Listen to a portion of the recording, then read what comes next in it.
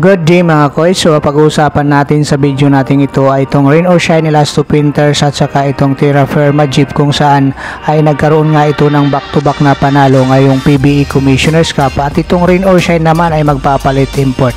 Pero kung nais mong suportahan ang aking munting YouTube channel ay humihingi po ako ng likes, share and subscribe. Maraming salamat. So ito nga Terra Firma Jeep ay masasabi na ba natin ngayon na ito ay playoff contenders dahil dito sa kanilang nagawa sa umpisa nga itong PBE Commissioner's Cup ay nagkaroon na nga sila ng 2-1 win-loss records.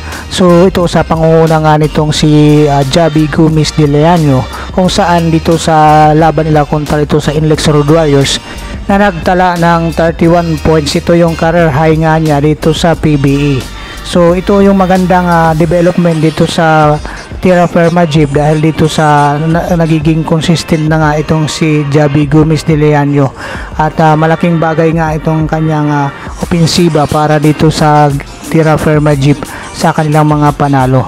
So itong si Javi Gomez de Leano nga ay tinulungan din itong veteranong si Aldris Ramos kung saan umiscore nga itong si Aldris Ramos ng napaka-importanting puntos sa mayroon na lang 3.7 seconds ang natitira sa kanyang go ahead basket at dito na nga ay lumamang itong Terra Firma Jeep kontra dito sa Inlex Road Warriors at itong kanilang prize rookie na si Stephen Holt ay pansin natin mga koys ay hindi nga ito bakaw bagamat umiscore ito ng 21 points.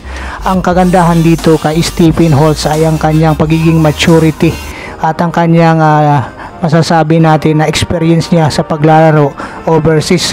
Kaya dito nga mga coach ay naibibigay nga niya yung bola dito sa kanyang import na si Thomas DT kung saan miscore din ito ng 23 points at saka 16 rebounds. At ito namang si Isaac Go naman mga coach ay nagambag ito ng 17 points para dito sa panalo ng Terra Firma Jeep. So magandang bagay nga itong nagagawa nila dito sa kanilang kupunan at magandang atmosphere nga ito para sa PBE kung magpapanalo itong Terra Firma Jeep at ibang mga team na laging buna sa bottom ng team standing.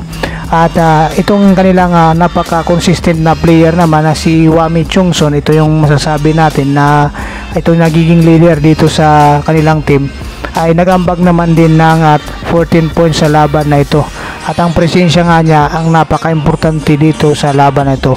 So sana nga lang mga koys itong kanilang team ay hindi na nga mabuwag dahil kung itong kanilang team ay yung pa rin ang dadalhin sa mga susunod na konferensya ay panigurado tayong maraming team ang papahirapan nitong si Coach Cardell at ang Terra Firma Jeep.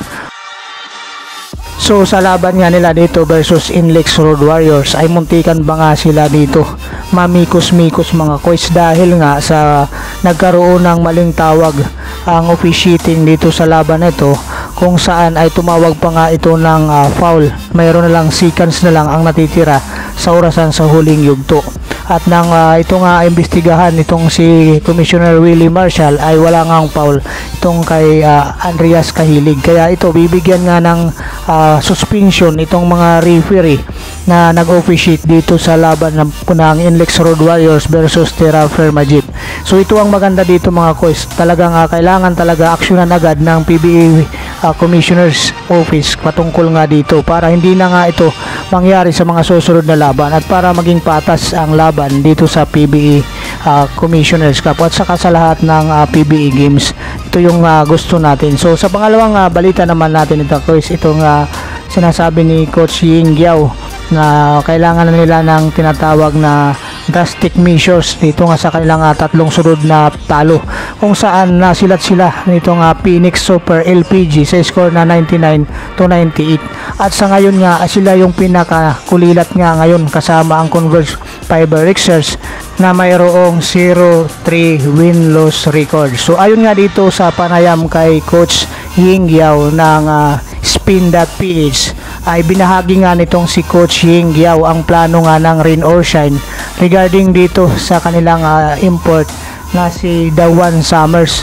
So ayon nga dito kay Coach Ying Giao ay pagmimitingan na nga ito kung kinakailangan na nga nila ng tinatawag na drastic measures dito sa kanilang import dahil sabi pa nga ni Coach Ying Giao sa panayam nga na itong Spin.ph mas malaki ang posibilidad na ang import nga ang magiging solusyon nila dito sa kanilang maagang kampanya dito sa PBA Commissioner's Cup, kung saan ito nga ang sinasabi nga ni Coach Ying Giao na mas madali na ang solusyon nila dito ay palitan na nga itong kanilang import na si Dawan Summers.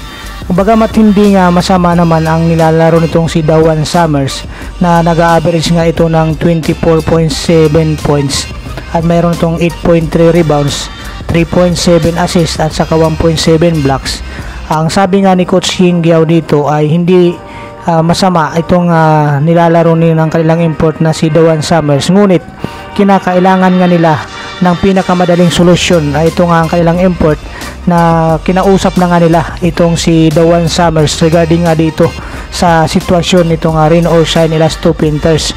At ayon pa nga dito kay Coach Ying Giao, mahirap nang umakyat sa taas kung nababaon na dito sa team standing nitong PBA Commissioner's Cup. At dahil nga ito ang kanilang sinasabing pinakamadaling solusyon, so asahan natin na itong si Dawan Summers ay papalitan na nga ng rain or shine Elasto Painters. Dahil ang gusto nga nila dito sa import laden conference, ang standard nga dito sa PBA ay yung import na kayang buhatin ang isang team. At ayon nga dito kay Coach Ying Giao, itong kanilang import na si Dawan Summers ay hindi kayang bumuhat ng kupunan, lalong-lalo na itong kanilang team na rain or shine Elasto Painters. At lagi nga silang kinakapos dito sa kanilang laban. At ito nga mga kois ay 3 beses na nga silang natatalo dito. At kasama ang Converge Fiber Excels, nasa bottom ng team standing na nga sila. So ngayon, ang sinasabi nga ni Coach Ying Giao ay kailangan na nilang maisalba ang kanilang kupunan na rain or shine dito sa conference na ito. Kaya isasakripisyo na nga nila itong kanilang import na si Dawan Summers at kailangan na nga nila itong palitan.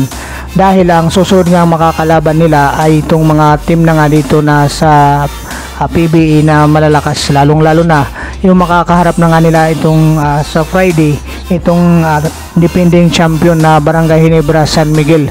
So ito ay hindi na nila po pwede magantay na kung saan magbiblend ng maayos itong kanilang import na si Dawan Summers, dahil nauubusan na nga sila ngayon ng panahon dahil sa nababaon sila dito sa team standing kung magpapatuloy ang ganitong sitwasyon nila dito sa kanilang import.